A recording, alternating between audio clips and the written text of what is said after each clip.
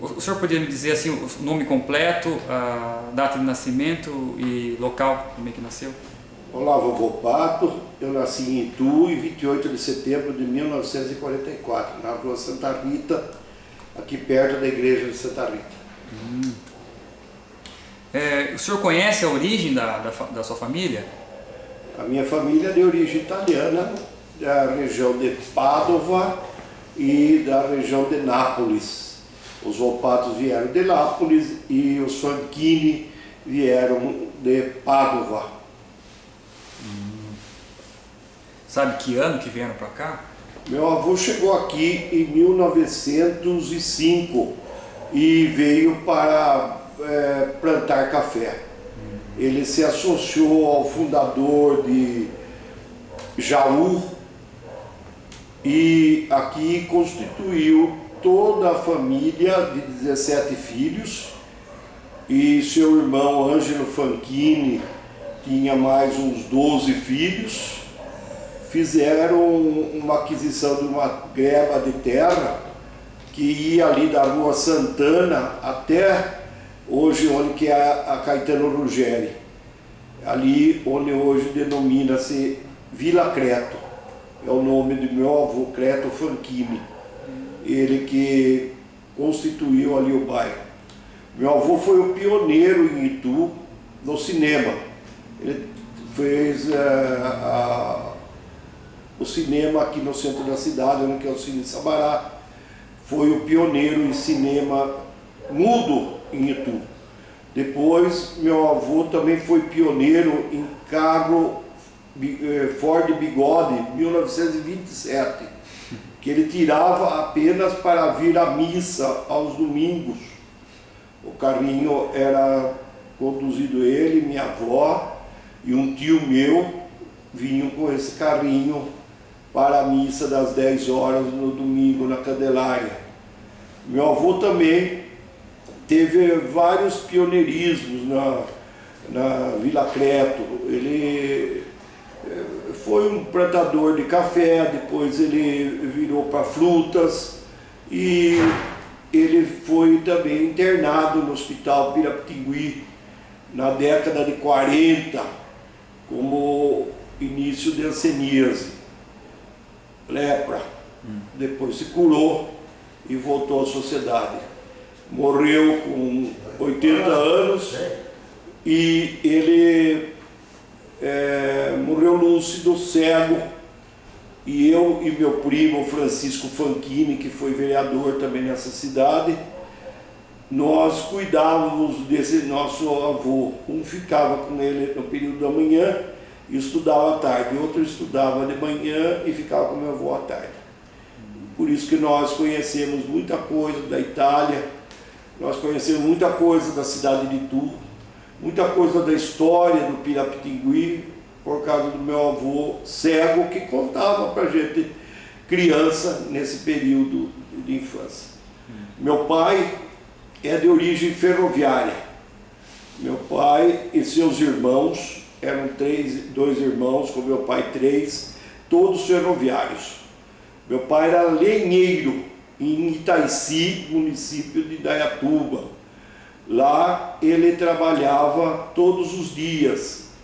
E ele e seu irmão Ricardo, no Ribeirão, no Rio Jundiaí, eles extraíam a água que lotava uma caixa elevada, era puxada do rio por uma bomba, chamava burrinho, movida a vapor de lenha, e ali eles puxavam a água do rio para abastecer as caldeiras das locomotivas a vapor, que naquele tempo não tinha diesel e não tinha elétrica, tinha só movida a vapor, e ela necessitava de água.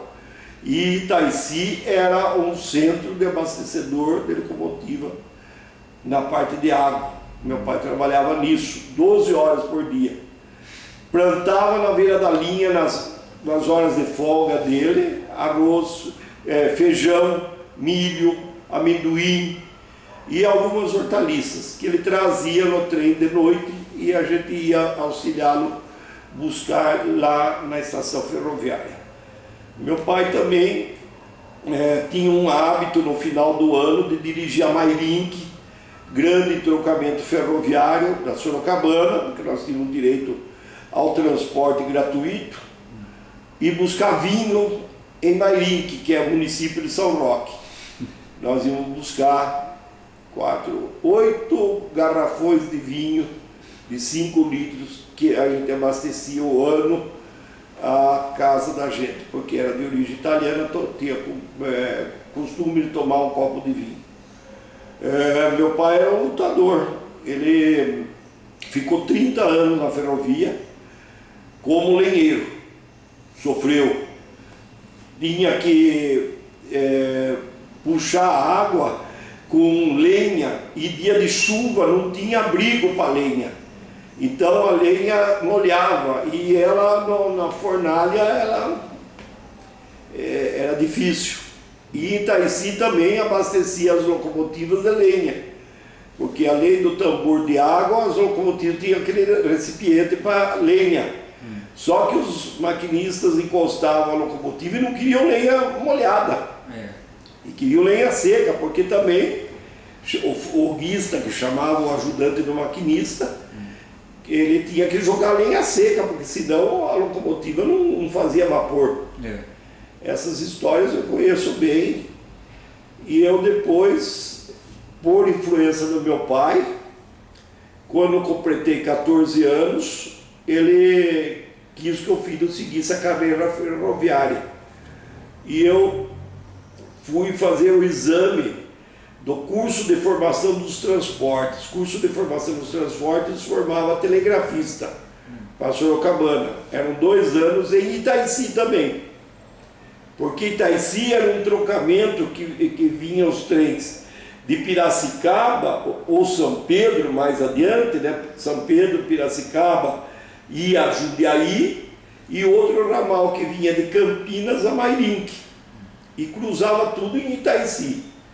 Então ali ficou um centro para abrigar os jovens de toda a malha ferroviária dessa parte do estado, para a escola de telegrafista. Eu fui aluno ali 3 anos, porque eu fui reprovado 1 ano em telégrafo. Meu ouvido não assimilou os códigos no primeiro ano, e eu fui reprovado. No segundo, aí eu passei com destaque, porque daí eu me dediquei e consegui educar meu ouvido bem, porque ali é um som de, não sei se você sabe, o telégrafo da ferrovia não é o telégrafo Morse do correio, que é som... Não é código Morse? Não, é código Morse, é um código igual ao Morse, mas o som é forte e fraco numa latinha, num dispositivo que chamamos de latinha, mas ele é um metal que emite o som forte e fraco. Então, ali que tinha o código do telégrafo da Sorocabana. Palavras difíceis para a gente receber naquilo lá. Washington, óxido, essas coisas com W, com Y, eram difíceis porque não eram usuais. A letra A é usual, você decora logo, a letra E, C, essas letras fáceis, mas o Y, W eram raros, então a gente penava um pouco.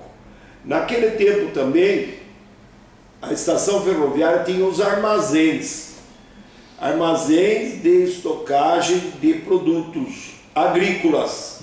E Itu era um exportador de café para Santos, tanto que não só ficava ali no pátio, onde que hoje é aquelas empresas do projeto incubador, como também ali para cima, perto da delegacia de polícia, tem uma série de edifícios que eram armazéns de café da época.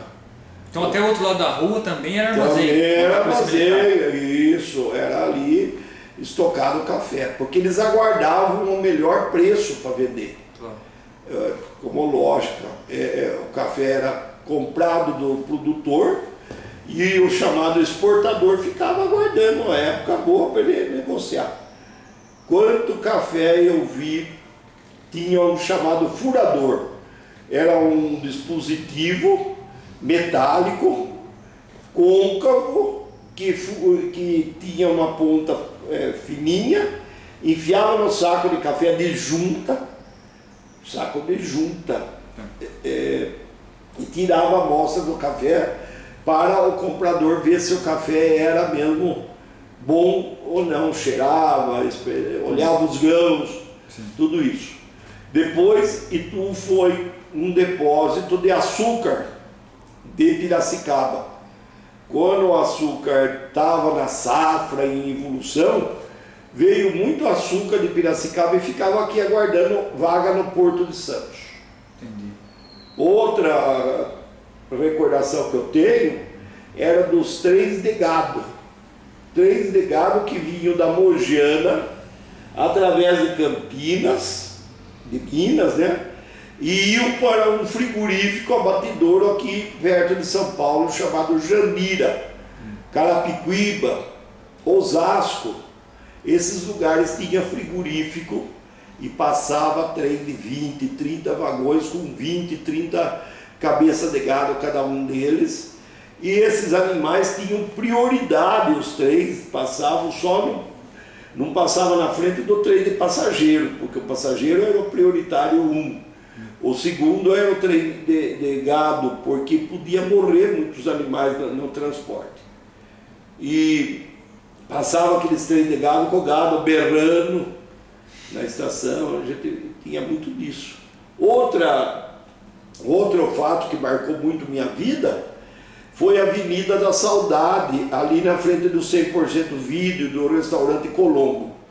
Ali o trem manobrava, a estação era ali, então tinha que entrar para lá, para pegar vagão aqui, cruzar trem, e às vezes interrompia o tráfego de 15, 20 minutos, interrompia enterros que vinham da cidade, naquele tempo na mão ou caixão, não tinha carro fúnebre, ia para o cemitério. E ficavam ali 20 minutos as pessoas com o corpo na mão, segurando para passar, porque não dava para passar. Outros, então, moleques pulavam o trem, e o trem andava, daí para pular do trem em movimento era uma periculosidade, né? E aqui em cima, onde que é a rua Sorocaba, tinha uma curva muito grande. E ela era acrível, não decrível. Então o trem tinha que embalar lá embaixo, na estação ferroviária, para subir bem ali, para pegar o patamar para a estação de Pirapitingui. Eu fui telegrafista na estação de Pirapitingui, foi o meu primeiro emprego. Eu me formei 3 anos depois, na década de 60. O governo, depois de uns 6 meses, me chamou. E graças a um engenheiro ferroviário chamado Oswaldo Ferreira Marques, que tinha sido engenheiro aqui em Itu e depois ele estava em Campinas, porque Campinas era a chefia nossa da região aqui.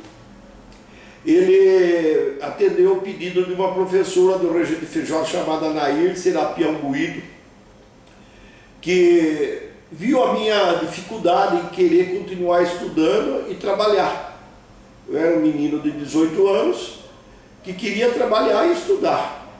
E naquela época era difícil. Então ela conseguiu que eu fosse nomeado num lugar perto da cidade, e foi a estação de Pirapitingui. Eu comprei uma Vespinha, ia às 6h30 da tarde, entrava às 7 da noite, saía às 7 da manhã, entrava no ginásio às 8, estudava até meio-dia e dormia da 1 às 5 da tarde.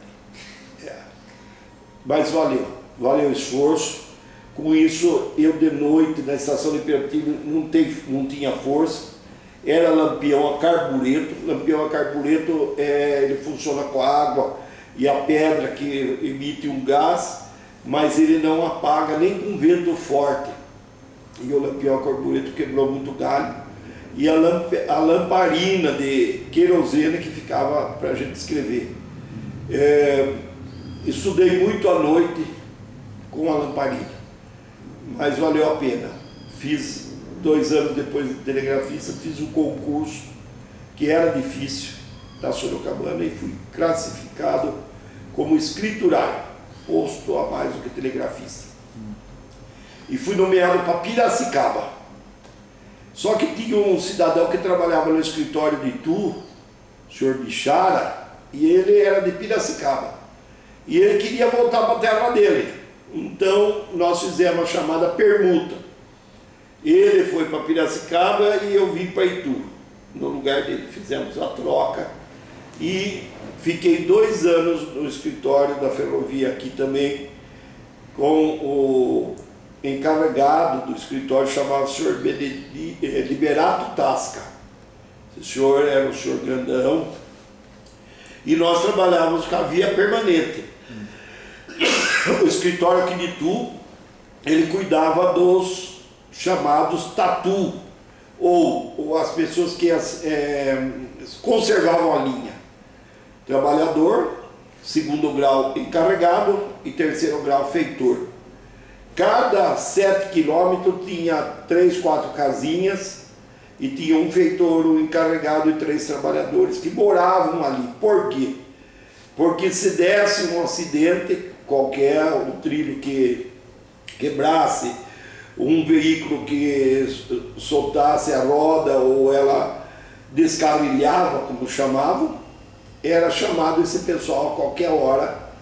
Vinha um trenzinho lá, um vagão, e levava eles para onde fosse necessário para socorrer o trem. Tinha também os fios, que eram mantidos pelos chamados eletricistas, que eram chamados de guarda-fios. Essa gente cuidava da parte de comunicação. Quando toda a estação tinha um telefone, e quando o trem estava para chegar, anunciava que vinha vindo um trem, e quando ele passava, você era obrigado a chamar a estação Pirapitingui e dizer que às 17h52 passou o trem de prefixo CY12. Aí, e avisava a estação seguinte, que era Itu, que o trem já tinha passado aqui. O controle ferroviário era muito seguro, era feito com o chamado staff. O staff era uma peça de ferro que saía de um gerador que tinha nas estações, só que saía apenas uma peça. Se uma peça saía, quer dizer, tinha um trem andando, não saía uma segunda, e sem aquela peça o trem não podia sair da estação. Então era impossível chocar um trem com o outro por esse sistema de segurança que inventaram, chamado STAFF, S-T-A-F-F. Isso era uma segurança valiosa. Os trens todos tinham horários, não era o bel prazer do maquinista e nem do pessoal ferroviário. Cada estação tinha um percurso. Por exemplo, da estação de Itu a estação de Pirapitingui dava 17 minutos para um trem de carga e de passageiro 10 minutos, porque ele desenvolvia a velocidade mais rápida. Se passasse 1 minuto dos 10, alguém era punido, e vinha uma punição às vezes de 10 centavos, de 20 centavos, mas não era o valor, era a marca que ia para a sua carteira, para o seu prontuário, e você ficava marcado que você foi negligente em 1 minuto. As estações também tinham chamada setor de bagagem. Setor de bagagem é quando a pessoa ia viajar e tinha malas, muitas malas, então despachava essas malas e pagava uma taxa.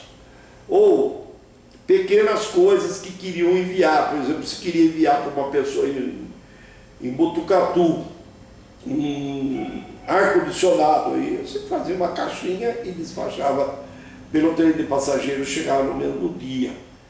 A bagagem também levava animais vivos, galinha, porco, e levava leite principalmente. O leite aqui na nossa região circulava graças ao transporte ferroviário.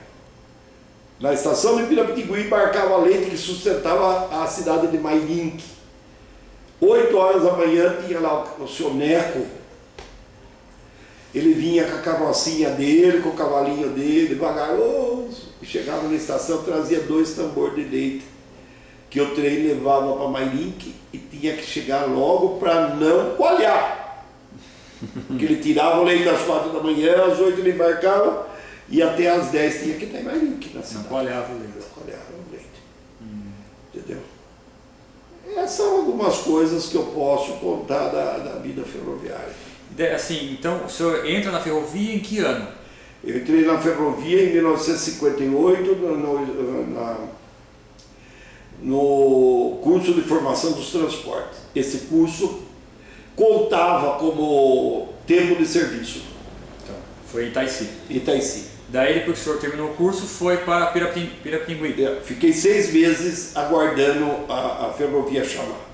Tá. Depois de 6 meses, fui designado telegrafista na estação de Pirapitingui. Depois que passa escriturário, daí que... Eu vim para a estação de Itu, ali onde que vai ser a sede do trem republicano. Sim. Ali em cima no escritório, ali era o nosso... A função... Só que a vantagem, veja bem, telegrafista trabalhava 8 horas no escritório da ferrovia, eu trabalhava 6. Da meio-dia a 6, já era 2 horas a menos de trabalho. Era um período só à tarde, e a manhã inteira livre. O outro não, você pegava das 7 e até as 5 da tarde. E a função do escriturário exatamente era o que na ferrovia? Na ferrovia eu era encarregado do setor de pessoal. Eu cuidava de toda a documentação de licença, de férias, de aumento de salário. Naquele tempo tinha promoções, tinha algumas vantagens. Por exemplo, no mês que você tinha férias, era um mês, você ganhava um passe de primeira classe para viajar por toda a ferrovia Sorocabana. Você podia ir onde você queria. Você pegava o trem aqui e ia até Presidente Prudente, Presidente Epitácio de graça. De primeira classe. Nossa. E daí o senhor ficou até que ano trabalhando na ferrovia? Eu fiquei na ferrovia até 1970, porque em 1970 o senhor Caetano Ruggeri foi candidato a prefeito, depois de uma intervenção federal que Itu sofreu.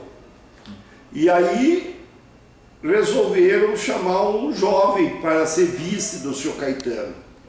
E lembraram do meu nome. E eu fui ser vice do senhor Caetano numa eleição. Eu já tinha sido eleito vereador, graças aos ferroviários. Eu fui, na eleição de 69, com o senhor Galileu Bicudo, o mais votado vereador, com 23 anos. O senhor João Machado, que era o prefeito, que foi o candidato a vereador, teve 1000 e poucos votos, eu tive 873. Só que o senhor João era o prefeito, ele era o chefe do executivo naquela época. Eu não, eu era menino de escriturário na Sorocabana. Só que naquela época, Fábio, eu prestava um serviço para os aposentados e pensionistas. O governo da Revolução inventou o chamado imposto de renda. E todo mundo foi obrigado a fazer imposto de renda. E esses coitados de pessoas de idade ou pessoas com deficiência, aposentados por invalidez, tinham que fazer imposto de renda. E eu fiz 400 declarações de imposto de renda para esse pessoal, trabalhando das 6 da tarde à meia-noite, no outro dia, de 8 até meio-dia, para que eles entregassem durante aquele período de 30 dias a declaração, quando ninguém sabia fazer declaração de imposto de renda, você não sabia nem como era. você tinha que declarar a renda e os bens. Aí que complicava, porque o cara tinha as casas, não tinha escritura, ou tinha escritura e não era registrada, e era uma confusão. Mas eu ajudei esse pessoal e não cobrei nada. Então esse povo ficou muito grato e lembravam de mim. Quando foi na época da eleição, eu disparei como candidato dos ferroviários. Eu fui eleito vereador graças, grande parte, aos ferroviários. Claro que eu tinha atividade esportiva, fui presidente e tesoureiro da Liga Ituana de Futebol. Eu tive outras atividades na cidade, eu fui do Grêmio Paula Souza, da escola, tudo, mas o ferroviário foi o que puxou a minha eleição. Foi que ano que o senhor foi eleito como vereador? 69. Daí depois, como o senhor entrou como vereador, daí saiu da ferrovia? Não, eu ainda estava na ferrovia quando fui chamado a disputar a eleição em 70 e nós ganhamos a eleição, tomamos posse dia 25 de novembro de 70. O senhor Caetano adoeceu logo em seguida e no dia 14 de janeiro de 71 eu deixei a ferrovia para assumir o cargo de prefeito municipal. Eu deixei a Sorocabana no dia 13 para dia 14 ser prefeito de Itu. Por 30 dias. Só que nesse inteirinho o senhor Caetano morreu. E aí eu fiquei 2 anos. Nossa. Em plena ditadura militar. Plena ditadura militar. Nossa. E depois a gente volta um pouquinho nisso, mas queria saber assim, o senhor estudou em que escola? Eu fui aluno do Cesário Mota, onde que hoje é a Casa de Cultura. Primeiro eu fiz 2 anos no Colégio Patrocínio. O Colégio Patrocínio era só exclusivo de mulheres, mas eles permitiam no primário os 2 primeiros anos o sexo masculino. Então eu fui aluno do Patrocínio 2 anos, 55, 53, 54, por aí. Aí depois eu vim para o Cesário Mota e fiz o 3º e 4º ano no Cesário Mota. Fui para o Regente Feijó, fiz os 3 anos de científico à noite, porque eu já era ferroviário. Trabalhava de dia, de madrugada, de noite e estudava de dia. Depois eu fui fazer o científico e fui fazer a Faculdade de Ciências Contábeis e Administrativas de Sorocaba, onde me formei em administrador de empresa. Posteriormente fiz bacharel em Direito aqui na Faculdade de Direito de Itu, quando eu era aqui no Largo do Carmo ainda. E fiz pós-graduação em Recursos Humanos em Sorocaba, na Faculdade de Ciências Contábeis e Administrativas de Sorocaba. Sou pós-graduado em Recursos Humanos. E agora sobre a questão da vida familiar, o que o senhor se lembra assim, sobre assim, o noivado, sobre o dia do casamento? O que o senhor lembra assim, dessa questão? Da minha?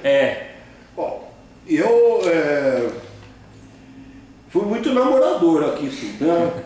Tive muita chance, porque prefeito, jovem, né? Era muito assediado, logicamente, e tive muitas oportunidades. No entanto, essa moça que contraí matrimônio, a Marisa, ela era de São Paulo, era professora em São Paulo, família daqui, vinha nos fins de semana, e eu paquerei ela há muitos anos, mas nunca deu certo. Eu cheguei a namorar a vizinha dela, e no fim de algum tempo a gente afirmou, noivamos e casamos em 1979. Tenho uma filha chamada Carla Maria, que está com 16 anos hoje, e a Marisa é professora de 1º grau, foi professora há muitos anos de Francisco Matarazzo na Penha, em São Paulo. Veio para Itu, foi professora no Ermelinda, no Peri e no Lourenço Carminhani. Aposentou aqui. Assim. A minha filha estudou no SESI até agora e agora está no colégio objetivo da faculdade de Nossa Senhora do Patrocínio CIUSP. E que igreja o senhor casou? Eu casei na Candelária, eu fui coroinha, Fábio. Sim. A minha formação, além de ferroviária, eu devo muito à igreja. Nos tempos vagos que eu tinha, eu aprendi muito na igreja ajudando a procurar documentos de batizado, de casamento. Então ali me ensinaram muito organização também, que eu aprendi muito na Sorocabana. Sorocabana é extremamente organizada e extremamente rigorosa. Se você errasse em 1 centavo, tinha um chamado auditoria da contabilidade que cobrava de você 1 centavo. A Sorocabana era competente em tudo para acompanhar o serviço seu ferroviário.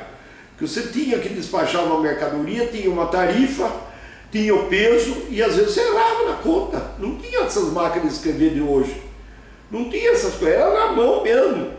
Nós tínhamos um impresso, Fábio, que despachava mercadoria, que tinha 8 vias com carbono. Você tinha que usar, sabe aquele lápis tinta? Apertar para sair na última via o carbono, porque senão eles puniam você. Você não podia fazer em 2 etapas, você tinha que fazer forte para a última via aparecer o que você escreveu. E era tudo à mão, entendeu? Então, eu devo muito à ferrovia e devo muito à igreja. A matriz da Candelária, eu fui coroinha há 5 anos. Eu não fumo hoje graças à igreja, porque nós fumávamos, meninos, e subimos até a torre da igreja fumando. Um belo dia o vigário chamava Benigno Brito Costa, um baiano, nos pegou fumando e falou que ia chamar nossos pais para contar. Eu nunca mais pus um cigarro na boca e devo a esse padre essa correção. Mas na igreja eu aprendi muito. Aprendi a colaborar, aprendi teatro, fiz teatro amador aí no salão paroquial com o senhor Luiz Gazola Filho, teatro experimental ituano, chamava TEI. Fiz padre, fiz empregado, fiz várias peças. No salão paroquial? Isso, tinha peças, cada 3 meses tinha uma peça. E ela lotava. Que bom. No começo, assim, qual foram as primeiras dificuldades na ferrovia que o senhor encontrou, assim? Bom, a dificuldade primeiro é que a gente era burrinho, né? A competência da gente era pequena, eu não tinha formação nenhuma. Eu era um menino de bairro, né? E não tinha conhecimentos. Então a dificuldade foi aprender. Eu aprendi muito a trabalhar bem e certinho com o chamado senhor Mexerica, Antônio Francisco de Paula, e o senhor Milton Siqueira, que eram as pessoas que trabalhavam nesse setor do armazém. Porque a gente, quando você era para formar telegrafista, você ia segunda, quarta e sexta para Itaici estudar. E terça, quinta e sábado você tinha que estagiar na estação, o dia inteiro. E você estagiava um dia no setor de bagagem, outro dia no setor de armazém, outro dia no setor de ver os trens, outro dia no setor de manobra. Você aprendia tudo. Então eu tive muita dificuldade nesse começo. Porque meu pai era um senhor simples, meu pai era simplesmente alfabetizado. Ele não tinha grandes conhecimentos, mas fez questão que o filho estudasse. Aí eu estudei lá em Itaici. Daí me forçou a fazer ginásio com 18 anos e a minha formação foi essa. E assim, como é que era assim, o ambiente de trabalho na ferrovia? Assim, o senhor gostava? Era muita camaradagem, muita competência, muita responsabilidade. Todo mundo chegava no horário, não tinha relógio ponto, mas tinha responsabilidade. Você tinha que estar lá porque o trem tinha horário. O trem era rigoroso. Se ele passava 6h24, 6h24 estava o trem lá. E não adiantava você querer dizer que você não abriu a bilheteria 6h15 e você tinha que fazer. Bagagem, você tinha que despachar até a hora que o trem estava entrando. Quantas vezes, excelente mesmo que eu falei para você, o tambor estava chegando na hora que o trem estava entrando na plataforma e eu tinha que fazer o documento para esse leite sair. mas tinha muita responsabilidade, muita generosidade, o pessoal era muito camarada, os antigos gostavam de ensinar os novos aprendiam porque tinha necessidade de aprender e mostrar que estavam ali para ter conhecimento. Foi uma escola, viu? A ferrovia foi uma escola. Então o senhor assim, acho que quando saiu da ferrovia, o senhor nem chegou a pegar tempo de FEPAS, então? O senhor saiu antes? Não, eu saí antes. Eu saí como Estrada de Ferro Sorocabana. Eu saí em 1969. Então não chegou a pegar o tempo de Não cheguei a pegar a ferrovia Paulista Sociedade. Daí o senhor assim, pediu a conta, é isso? Então, eu pedi demissão porque eu tinha que assumir a prefeitura. Sim. E não podia acumular os dois. Naquele tempo não tinha se licenciado a ferrovia para ficar no cargo público. Então eu tive que pedir demissão e fui ser prefeito. Tá, daí então o senhor, no final desse período ferroviário, então o senhor trabalhou na estação de Itu, né? Na estação de Itu, no escritório. Sim. Da via permanente. E nesse tempo que o senhor ficou na ferrovia, teve alguma greve? Não, nunca. Nunca vi falar, nem via falar em greve naquele tempo.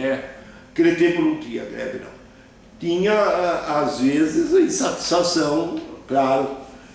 Tem um fato até pitoresco, né, da via permanente, que o cidadão era pedreiro e ele vivia de licença. O processo dele chamava 41.510. Cada um de nós tinha uma caderneta na Sorocabana, que era o número de registro. A minha era 60.425.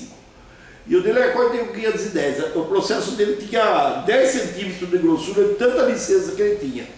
E ele vivia de licença médica.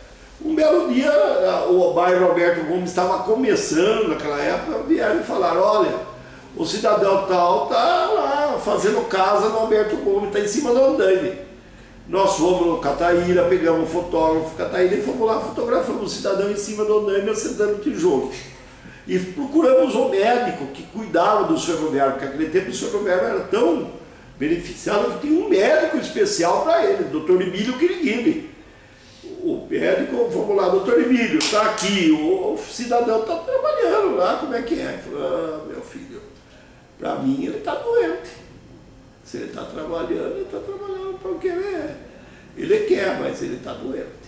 Então não adiantava nada a gente correr com algumas coisas assim, desse tipo. Eu tive a oportunidade, Fábio, também, que tinha o chamado automóvel de linha, autolinha. O autolinha é um veículozinho pequeno, todo envidraçado, que o engenheiro responsável pela linha percorria com esse automovinho o trecho todo para ver o estado da linha, sentir no trilho se tinha algum defeito, alguma coisa. E chegou numa época que tinha a Revolução, introduziu todas essas coisas, imposto de renda e cadastramento de pessoal e não sei o que. Eu tive que percorrer a linha inteira. Aí Campinas, Piracicaba, Jundiaí durante uma semana, parando em todo lugar e pegando a assinatura desse pessoal simples de linha, e fui com esse automovinho de linha. Então tive o privilégio de andar do automovinho de linha. Que ficava na estação, naquela casinha ali. Tinha uma casinha especial, abriu, guardava, ele era movido a gasolina. Ali do lado. Essa casinha tem os trilhos no chão ainda. Tem o trilho no chão. Tem ainda. Então, você vê como que é a história, né? E ali também tinha do lado uma fábrica de concreto, chamava. Tubo de concreto. Sorocabana era tão adiantada que ela fabricava os próprios tubos dela de concreto ali. O chefe chamava Oswaldo dos Santos. Então tinha uma fábrica de tubos de concreto na estação? Na estação. Tá, para fazer canaleta, porque na beira da linha, às vezes, tinha aquela meia canaleta, né? Certo. E aquilo era fabricado por aqui em Itu. E sobre acidente de trabalho? Tinha muito ou era seguro o trabalho? Olha, Fábio, eu lidava com 328 funcionários. Do tempo que eu tive, 2 anos, se eu posso dizer para você que eu vi, foi 3 acidentes. O que mais Dava, era dor na coluna, porque eles socavam linha encurvado. Tá. Isso dava. Daí a Sorocabana tinha um departamento em Barra Funda que fazia a reclassificação da pessoa. Durante 6 meses ele era retirado daquele serviço dele, para um serviço mais leve, ia lá, aí o médico determinava, reclassifique ele como bandeirinha. Certas passagens tinha a pessoa que quando o trem vinha, ele punha uma bandeira vermelha para interromper o tráfego, essas coisas. Então essas pessoas eram reclassificadas para isso. Outro, bilheteiro, aquele homem que ficava na catraca e você entregava um bilhete que era um cartão de papelão meio grosso e ele picava. Né? Depois você ia no trem e via o chefe do trem de novo e picava de novo. Porque às vezes esse bilhete era ida e volta. Ele tinha 2 cores no mesmo bilhete. Dava direito de se ir e voltar, custava mais barato. E assim, não sei se o senhor anda acompanhando hoje as ferrovias, né? As notícias. Assim, o senhor acompanha, o senhor vê assim como mudou, o senhor tem noção, por exemplo, como funciona lá hoje a estação na Vila Progresso, a parte de comunicação, por exemplo, o senhor sabe como funciona? Não tive o privilégio, nunca tive convite de ir lá no bairro Progresso. O bairro Progresso, onde está a estação, era propriedade também do meu avô, Cleto Franquini. Ele tinha ali, aquela cerâmica que está ali, Ituana, e toda aquela área ali tinha 60 alqueires que era do meu avô. Na época, todas as ruas de Itu eram pedregulhadas com um pedregulho que saía de lá. Meu avô dava de graça, os morros eram devastados, ia uma máquina, cortava, e depois carregavam naqueles carros, na carroça e coisa, para tapar as ruas de Itu, para não ter tanta poeira. Certo. E vinha tudo naquele lugar lá, onde hoje é a estação ferroviária. Aquilo lá era propriedade da família do meu avô. Daí o Piunte, em 1973, desapropriou desses 60 alqueires, cada filho recebeu 5 alqueires de herança, quando meus avós morreram. E uma parte dessa herança eram de 2 tias minhas freiras, 10 alqueires. O Piunte desapropriou porque ele ia trazer uma indústria para cá chamada Nakata-Riken, que ia dar 5 mil empregos em 73 em Itu.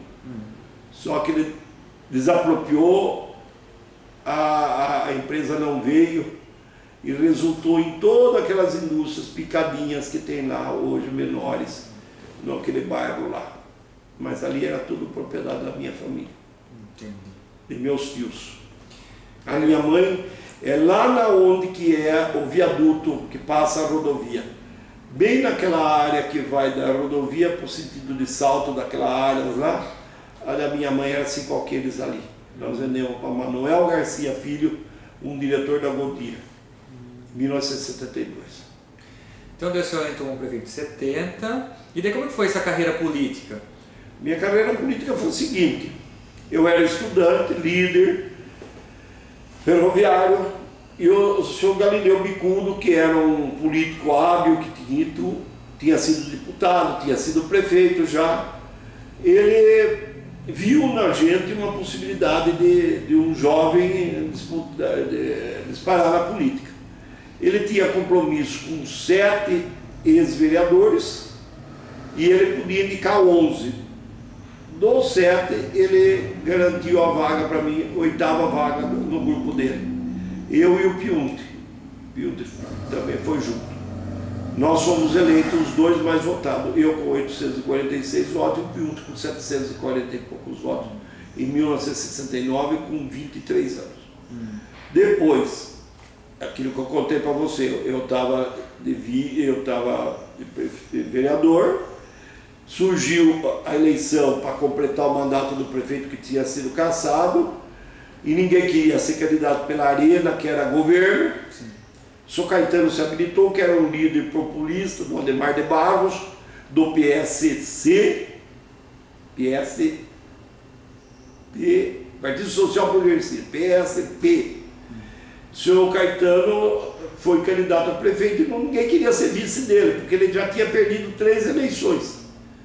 E eu me habilitei, fui candidato a vice, ganhamos a eleição, 90 dias depois ele morreu, e o destino me pôs nas mãos uma cidade, como disse o coronel na ocasião para mim. Menino, toque o barco, eu tinha 26 anos e assumi uma cidade quatrocentona. Depois disso, fui convidado, nós revezávamos, o Piunte era um ano eu, 4 anos eu, 4 anos o Piunte. O Piunte me convidou para ser diretor do SAI, que eu tinha criado, fui ser diretor do SAI um ano, daí divergimos politicamente e eu fui para a iniciativa privada. Fui ser gerente do Gandini, da Comercial Autopeças Gandini, e depois fui trabalhar na Metalúrgica Cobra. Nesse inteirinho eu fui candidato de novo a prefeito, voltei a ser prefeito, ganhei do candidato do Piunte, que era o Laerte Bruno, o vice dele, em todas as urnas, com o dobro da votação, menos em uma, 41ª, isso em 1976. E depois eu tive uma derrota como prefeito, fui eleito vereador, perdi, fui eleito vereador e estou aí na luta política de novo, candidato a vereador. O senhor foi prefeito 2 vezes? 2 vezes, 71 a 73, 2 anos. E depois eu fui de 77 a 83 durante 6 anos, porque o Figueiredo prorrogou mais 2 anos. Era 4 anos o mandato, só que a Revolução prorrogou mais 2 anos, então eu fiquei 6. Na verdade eu fiquei uns 8 anos. E vereador? Vereador eu fui 3 legislaturas. E uma delas eu fui 4 anos presidente da Câmara. 4 anos inteirinho. Certo. Do Piunte, do governo Piunte, eu fui presidente da Câmara. Aproveitando que foi também nesse período, que em 79, que tu se torna estância turística. Sim, fui eu que lutei. Como que foi, como foi assim, tu se tornar estância turística? Como A foi? verdade é o seguinte,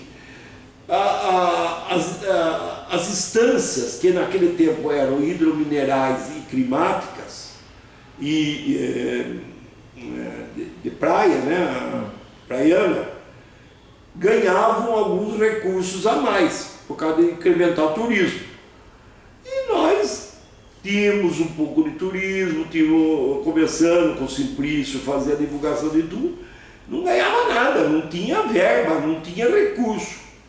E aventamos a possibilidade de entrar nesse círculo fechado que eram de apenas 20 cidades, que era Guarujá, Santos, Periuíbe, Campos do Jordão, Serra Negra, Lindóia, eram 20 cidades, um círculozinho fechado mesmo. Conseguimos o apoio de um deputado chamado Armando Pinheiro, que era ituano. O Armando Pinheiro era amigo do Maluf, era líder do Maluf na Assembleia, e apresentou o projeto de Itu e conseguiu passar. Itu foi a primeira instância turística do estado de São Paulo. Mas o senhor acha que conseguiu passar também pela questão da fama, do exagero, que ajudou? Ajudou. Tudo, o Simplício não pode ser menosprezado nunca. A fama de exagero de Itu era impressionante. Eu ia a Brasília e o pessoal falava das coisas grandes. Eu ia a São Paulo, conseguia uma cadeira de roda, conseguia uma coisa, eu mandava um bife do alemão grandão e vinha coisas para Itu. Meu motorista saía daqui 10 horas, a hora que o bar abria, levava o bife, meio-dia ele voltava com 3, 4 cadeiras de roda, com aparelhos ortopédicos, coisas que a gente não tinha condição de comprar. Então o Simplício ajudou muito a divulgação de Itu, nós tivemos acesso na televisão, muito fácil na época, e tu participava de cidade contra cidade, e tu divulgava a banda, e tu divulgava Bloco do R, e tu divulgava coral, tudo ia para a televisão graças a Simplício, Anselmo Duarte e Tarcísio Meira, que tinha sítio no Porto Feliz, graças a um diretor de turismo que chamava Orlimar Pires de Almeida, dono da Rádio Convenção, Porto Felicense, mas que fez tudo isso. Orli era um sonhador. No Natal, ele quis fazer o Natal azul em Itu.